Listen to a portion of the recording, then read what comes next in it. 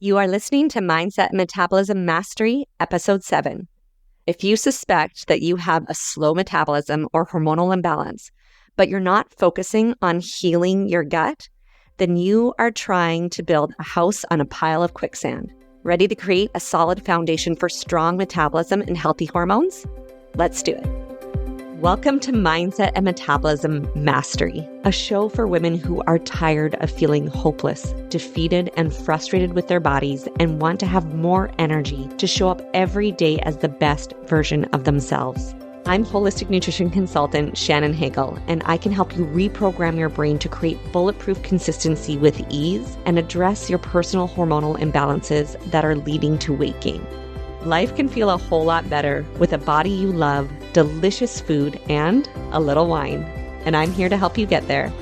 Ready to lose weight and feel amazing in your body? Let's dive in. Welcome, friends. Today, in the world of hormones, metabolism, and weight loss, I'm taking you on a bit of a detour, or what on the surface might seem like a detour, but really is the foundation of balanced hormones and optimal metabolic function. And that is your gut health. Ignore it and you are ensuring a rollercoaster ride of hormonal havoc and metabolic mayhem. And that is because the health of your gut not only determines how you're able to absorb and access the nutrients from your food that you need in order for your body to function optimally, but hormones are also created and eliminated via the gut. This is why trading chips for celery is not getting you the results that you really want, because there's so much more going on in your body than a simple mathematical equation. And if you're thinking right now, my gut is fine, I don't have any digestive issues, listen up. You can have gut issues without having a poop problem. Okay? So today I want to dive deep into the 3 most common gut issues that I see in my practice that are really impacting women's health and weight loss that you yourself might be struggling with. Some of the not so obvious signs that your gut needs some TLC, right? The things that go beyond the poop, and the daily habits that might be sabotaging your gut health. All right, let's dive into the gritty, not always pretty world of gut health and find out how it's really secretly pulling the strings on your hormones and your metabolism. We are going to be nerding out a little bit here today in this episode. So if you are anything like me and you like to deeply understand the why, then strap in, my friend. This episode is for you. Let's start with why your gut health matters when we're really talking about the health of those hormones and metabolism. So let's start with the hormones. We have something called your gut-brain axis. This is the connection between your gut and your brain that communicates directly, tells your brain information about what is going on. Now, this communication really impacts the production and the regulation of your hormones, such as serotonin. This is a big one, right? It's key for your mood, for your sleep, and your appetite. Or for cortisol, this is our stress hormone, which, if left unchecked, is a huge contributor to stress fat right around that belly or emotional eating patterns. So if your gut is not healthy, it cannot communicate effectively with your brain to tell it to turn up or turn down the dial on these hormones that are going to directly impact your waistline or the decisions that you're able to make that are going to impact your waistline. So the information that your gut tells your brain through that gut-brain axis is essential for having those balanced hormones. Another impact that your gut has on your hormonal balance comes down to your estrogen metabolization. So the gut microbiome, so the healthy bacteria in your gut, plays a significant role in breaking down used up estrogen. So an imbalance in this gut flora can actually lead to excess or a deficiency of estrogen in your body. And this can contribute to a massive range of health issues like PMS, hot flashes, mood swings, irregular cycles, fatigue, low libido, and weight gain. So when you are in an estrogen dominant state, you will often gain weight around your hips, your thighs, your belly, the back of your arms, or the upper part of your back. And when you have low estrogen, your body becomes more insulin resistant, meaning it's actually going to store more fat more rapidly. Now, you can check out episodes 2 and 5 where I dive into this topic much deeper.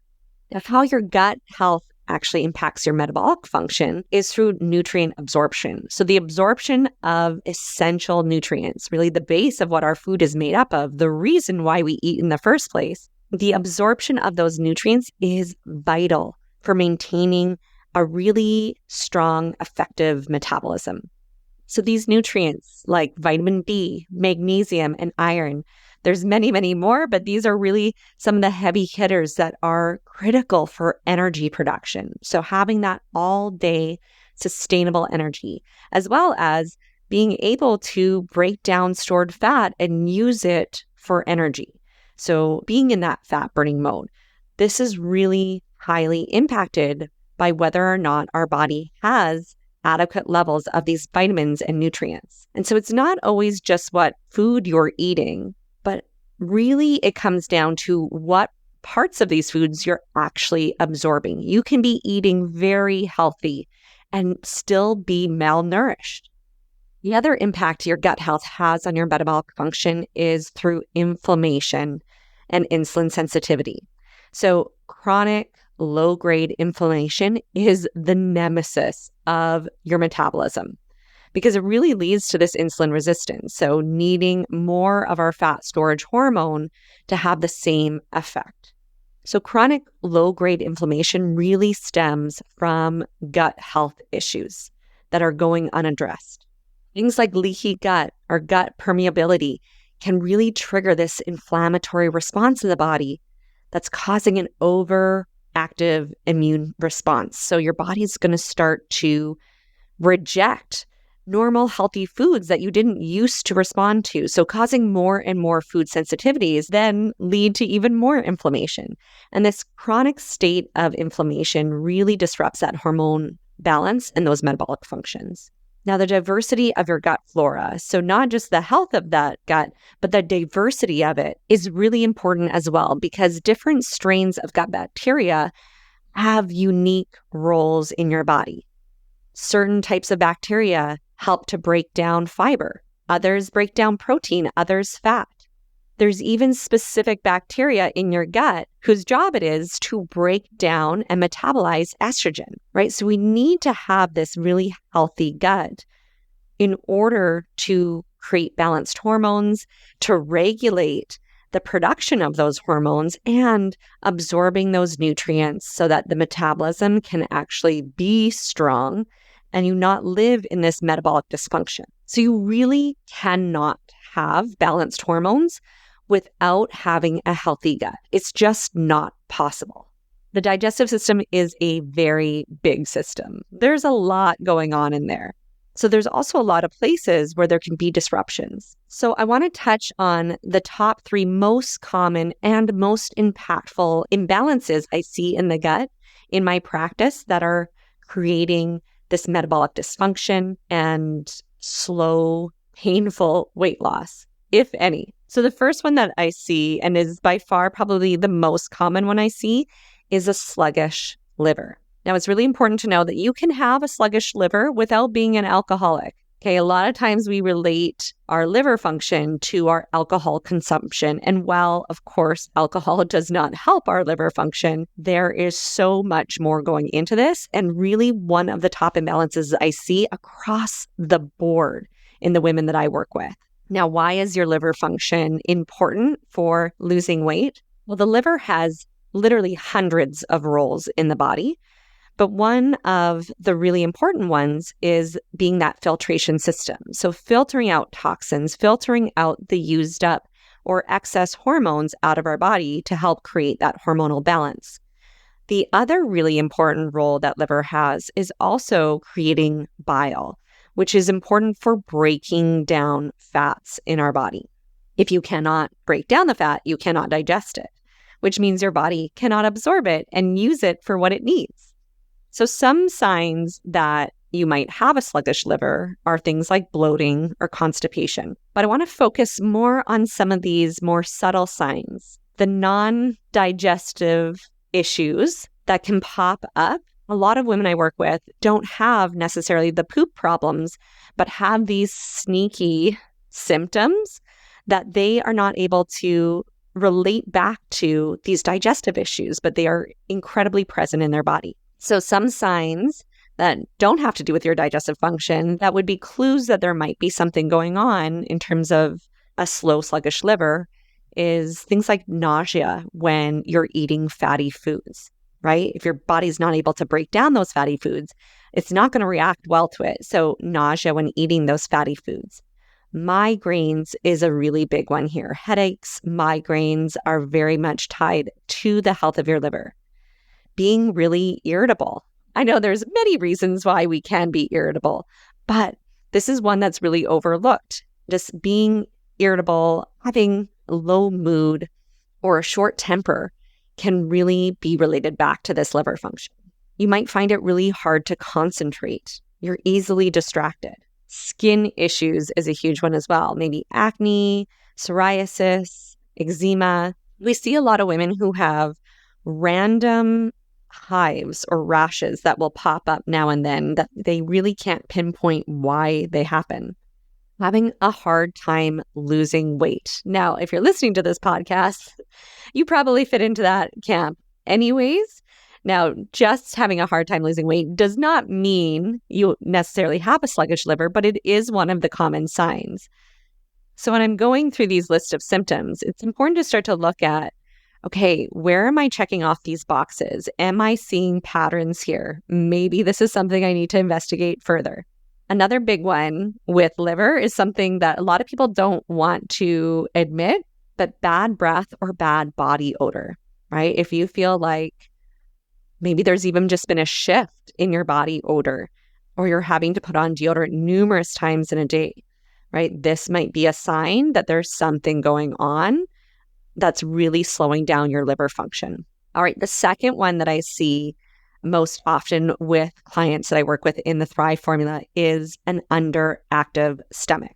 Now, why is having an underactive stomach impacting your metabolism and your hormone health? Well, this is really one of the main sites that your body is digesting food in, breaking down those foods, which we need to do in order to absorb those nutrients. And if it's not breaking it down properly, we're not going to be able to access the nutrients from that food.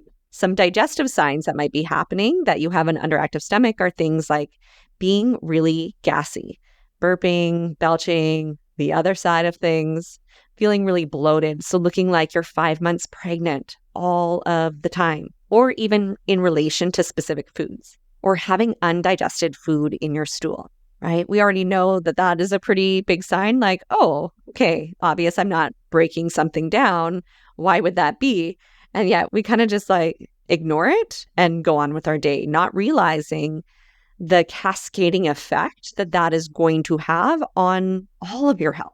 Now, some of the not so clear signs that you might have an underactive stomach are just feeling incredibly tired or heavy after a meal, right? Really feeling like a sloth after you've eaten.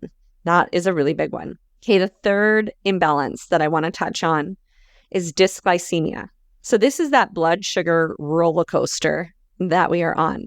Now, it is important to know that you can have a blood sugar roller coaster going on in your body, even if you're eating low glycemic foods. Okay, there are other things that will impact your blood sugar other than food.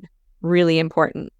Now, of course, why is our blood sugar roller coaster or stabilization important is because our blood sugar is going to turn on our hormone insulin, which is our fat storage hormone.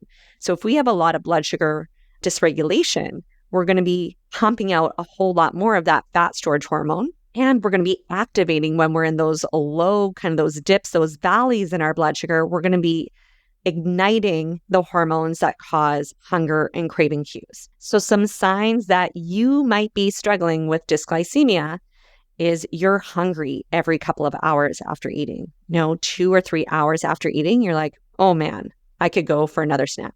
You're hangry. So that hunger can come on really quickly and it quickly turns into anger, right? If you accidentally or for whatever reason end up skipping a meal, like God help everyone around you. Depression and anxiety are big pieces of dysglycemia, of having this blood sugar up and down, hills and valleys. Sudden, strong cravings, right? If suddenly you need the chips or you need the chocolate and you cannot think of anything else until you have gotten that paycheck, this can be a really big sign. Fatigue, headaches, losing your temper quickly, like having that short fuse, all can relate back to this. Now, I do have a bonus one here. I know I said I was going to talk about 3, but I was really having a hard time deciding between dysglycemia and candida because, truth be told, they are both very common and so impactful. So I'm going to give you a bonus one here as well today, and that is candida. So candida is a yeast overgrowth, bacteria overgrowth in our gut that is happening. Now, everyone has candida in their gut. It is a normal part of our digestive system. Where it becomes a problem is when it has the opportunity to flourish, to just take over.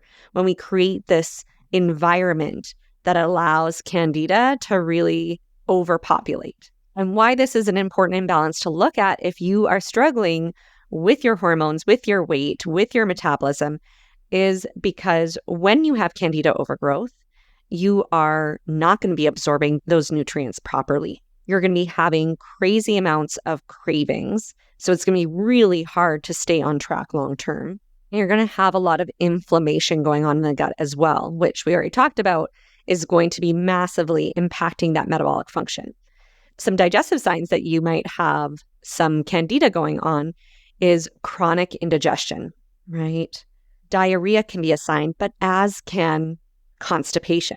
So you can be on either end of that spectrum and be struggling with candida. Now, some non-digestive clues that you might be struggling with this are fatigue. Notice how that comes up quite often in all of these digestive issues, and that is because you're not getting the energy from that food that you're eating.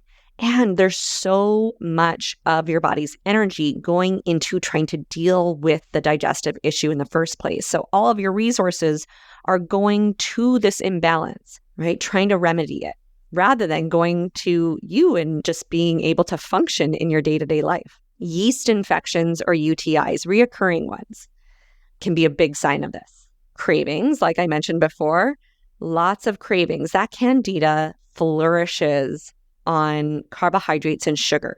So having those really sweet cravings especially can be a big sign that there's some candida overgrowth because it's actually demanding that sugar from you. Headaches, achy muscles after exercise, like prolonged achy muscles. It's lasting way longer than it should. You're just not recovering as quickly as you thought. Again, because we're not absorbing those nutrients that your muscles need to build back up. Endometriosis can be a big sign here, or ovarian fibroids. PMS is huge when it comes to candida. There's so much pain that women go through on a month-to-month basis that is not necessary. It's not because your cycle specifically, it's because of these underlying digestive issues going on that are really increasing the symptoms of that cycle. Hives, canker sores, brain fog, panic attacks. So just notice how these symptoms can seem like a random list of symptoms that I'm listing off. So when you don't know what you're looking for, it can be really hard to pinpoint what is actually going on under the root of all of your struggles. So gut problems don't always look like a poop problem. Definitely poop is important. Now you should be having 1 to 3. Yes, you heard me right. 1 to 3 well-formed poops each and every day. What I mean by well-formed is we're looking for a continuous, easy passing, a kind of S-C curve, snake-like poop. Okay, it shouldn't have very many cracks in the surface. It shouldn't be difficult to pass. It shouldn't be breaking apart. It should be one kind of continuous well-formed poop. And if you are not having 1 to 3 of these well-formed poops in a day, you, my friend, are constipated. And like I said, you cannot be in hormonal balance if you are constipated, okay? So I'm going to go into poop problems more deeply in another episode. I wanted to focus a little bit more today on those less obvious symptoms that there's digestive stuff going on. So how did you actually get here? How did you actually get to this place of digestive issues? How did you end up with these imbalances in the first place? Well, there are a lot of daily habits that most of us do that are really going to cause a lot of poor digestion and poor gut health. And over time, it really compounds. So why a lot of women aren't seeing these issues creep up until their late 30s, early 40s, and beyond is because of that compound effect. These imbalances don't get created overnight. And that also means that they won't be healed overnight. And so always entering into any sort of health regime, healing of your body, or weight loss journeys from a place of patience and compassion, I think is really important. We can't undo the damage we've been doing for years or decades in 1 week. Okay, we can definitely see massive shifts and changes, often even right away, but true healing takes time. So what are some of those daily habits that cause this poor digestive health? Well, one is eating highly processed foods, right? Anything that comes in a bag that didn't come out of the ground or off the farm is going to be classified as a high processed food. Now, not only are these highly processed foods much more depleted of nutrients, but they also have so many additives added to them to keep them shelf stable, to make them taste better. And all of these additives that may have been okayed by the FDA or our health regulating bodies, they don't consider how these substances impact our optimal health over time. Just because they're not poisonous to us in this moment doesn't mean that they aren't having this deteriorating effect on our gut flora, on our immune system, and on our digestive function. Another thing that I see often is people eating very low fiber diets. Fiber is one of the most underrated nutrients that I see in diets across the board, right? If you're eating a ketogenic diet, you are going to definitely be way too low on the fiber content that your body needs to have a optimally functioning digestive system. We hear time and time again from women who have been on a ketogenic diet that they are bummed up, right? They're constipated. They're not pooping every day. They might not even be pooping once a week. That is so crazy. The amount of toxins and hormones that are getting reabsorbed into the body, into the system over and over again because you're not pooping it out. So having a low fiber diet is going to be detrimental to your hormones and your metabolic function. Another one is eating on the go. Feeling rushed. And I mean, I'll admit, this is one that I am also bad for. Being in a rush while eating on the go. We have busy lives. You're juggling all the things. We're often racing to the next thing on our to-do list, getting the kids to opposite ends of the city for their after-school activities. Like you have to be in 2 or 3 places at the same time. It's completely impossible. And so how many meals do you eat hovering over the sink or in your car, shoveling it in so you can get to the places on time? So eating really quickly is going to put strain on this digestive system because we're going to be rushing through that digestive process. The first thing that we need to do in order to support our digestive health is chew our damn food. And it sounds so silly, but I will tell you, the majority of people that I work with aren't doing this one simple thing, chewing your damn food. We chew 3 or 4 times and then we swallow it like a duck. You're not a duck. Don't act like a duck. We have teeth for a reason. You should be chewing your food until it is a thick paste, right? Until it looks like it's been through the blender. I can guarantee that 99% of you are not doing this one simple thing, right? So just take some extra time to chew your damn food. This will have such an impact on every digestive process that follows.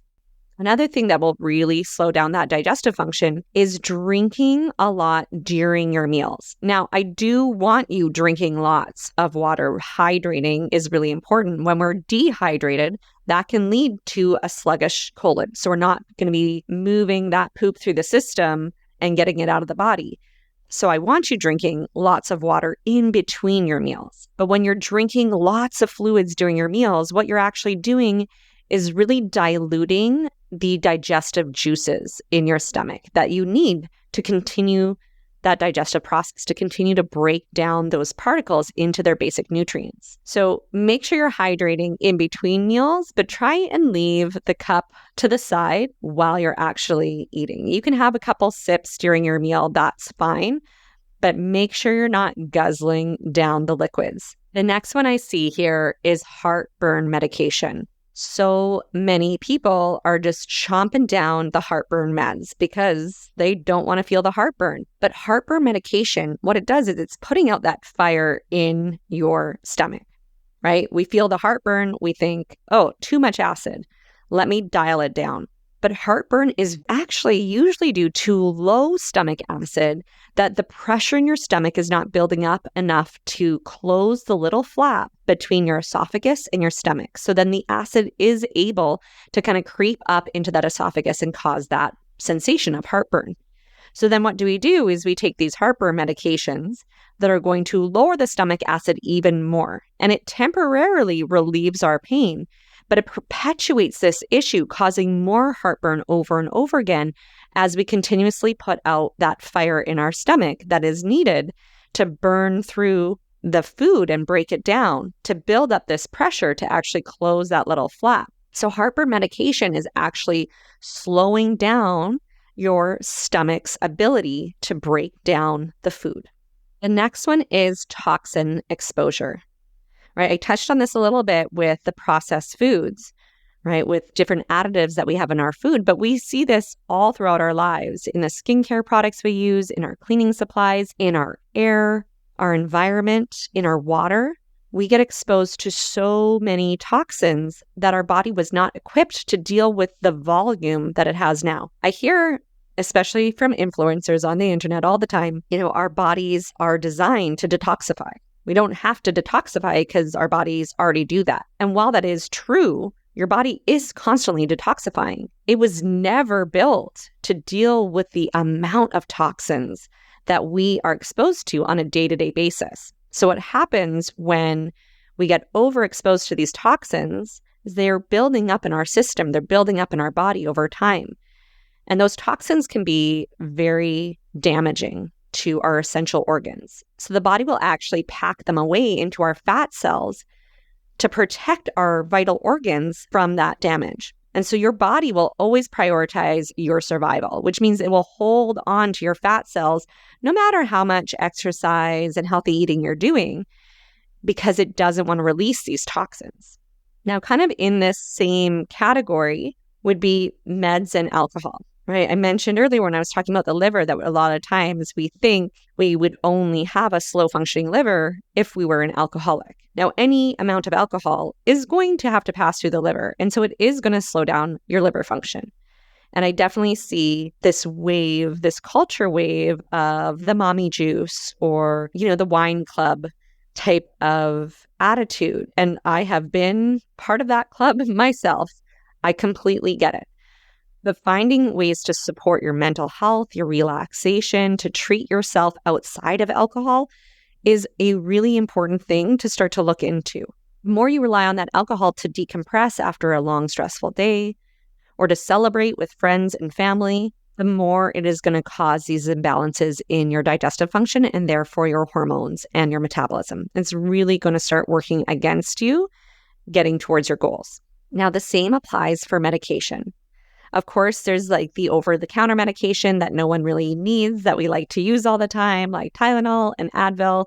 These things add up. These things create an overload in our system. But there is also the prescription medication. Now, I want to be really clear with this. I'm not telling you to run out and get rid of all your prescription medication. Of course, there is times and places where these medications are necessary, and you should definitely work with your doctor to make sure that you are getting the medication that you need, but not taking meds that you really don't. Because a lot of medications, a lot of prescribed medications are given to as a Band-Aid, as a way to eliminate these symptoms that we've been talking about today. But if we actually just healed the root cause of where these symptoms were coming from in the first place, there would be no need for that med, right? So really looking at eliminating those meds by healing the root cause of the symptom in the first place is so important. Because not only are those meds masking the issues, they're also continuing to contribute to them by overloading that digestive system, that detoxification system. So some things to really focus on daily to support your gut health are kind of all the opposites of all the things I just mentioned, right? Eating foods that are whole and as close to their natural states as possible, that are full of vitamins and nutrients that we need to support that metabolic function is going to be really important. Making sure you chew that food into a paste, chewing it twice as long as you think you need to is probably where you need to be. Making sure you're hydrated with filtered, clean water. Also giving yourself space during those meals to not dilute that stomach acid, right? Removing the toxin exposures, the unnecessary medications and alcohol wherever we can. Sitting down to eat your meals, right? Maybe it means looking at your schedule and building in a bit more of a buffer so that you can be in a calm state when you're eating so that energy can actually go towards your digestion and not towards being in this frantic state all the time. I'm actually going to post a link in the show notes of this episode for my gut health guide. This is a great place to start if you suspect that maybe you have some of these issues going on and you want to start supporting that digestive function so that you can start to see your efforts really pay off. So this guide is going to give you an overview of some of the things we talked about on this episode, but also give you some key tips to start to integrate into your day-to-day life, even ones that I didn't touch on here today, so that you can start to have a positive impact here and start to really heal these imbalances. So you can grab that guide at www.thrivefromtheinside.com/7 and click on today's episode, which is episode number 7. So food is so important, but food alone is not the reason for your weight loss resistance. Hormone imbalance is not fixed with a pill or eating more yams. Your digestive health is the foundation of your hormonal and metabolic health. If the foundation is cracked, there's leaky gut or an underactive stomach, liver sluggishness, candida, blood sugar dysregulation, your hormones and metabolism will not function optimally. And it's going to get harder and harder for you to reach your health goals and your weight loss goals if you are ignoring or simply even just slapping a Band-Aid on your gut health, right? Just taking a probiotic is not enough to create a healthy gut. First, we need to remove the culprits that are causing the digestive health issues in the first place. And then we can start to seed in those healthy gut-loving behaviors that are going to repopulate that gut flora and create a strong digestive function. This is why there is never a singular approach that will work for everyone. This is why a special macro count or a special calorie count or a special workout is never going to get you to where you want to be in your health and in your weight long term, because it's not one size fits all. Your body is unique and the symptoms that you're experiencing are unique. But the beautiful thing is that once you understand where these imbalances lie and what has created them, you can actually start to do something about it. And when you start to heal the root cause of your metabolic function, the effort that you're putting in creates tenfold results. Chances are, if you're eating healthy and working out, you're already putting in enough effort. You don't have to increase your effort, even if you're not getting the results you want right now. You just need to shift that effort to be addressing the things that are creating that metabolic damage and that hormonal imbalance in the first place. So I will see you in next week's episode. If you have ever said, I know what I need to do, I just need to do it, I'm going to dive into why the hell you just can't make yourself do it and how to get unstuck from this cycle. You have a beautiful rest of your day. If you enjoyed today's show and don't want to worry about missing an episode, you can follow the show wherever you listen to your podcasts. And if you haven't already, I would really appreciate it if you could share the podcast with others who you think might benefit from it, and leave a rating and review to let me know what you think. It doesn't have to be a 5-star rating, although I sure hope that you love the show. I want your honest feedback so I can create an awesome podcast that provides tons of value. Visit www.thrivefromtheinside.com/podcast launch for step-by-step instructions on how to follow, rate, and review. Thank you for listening to today's episode of Mindset and Metabolism Mastery. If you want to learn more about balancing your hormones, repairing your metabolism, and losing weight with empowerment and ease, visit www.thrivefromtheinside.com. I'll see you next time.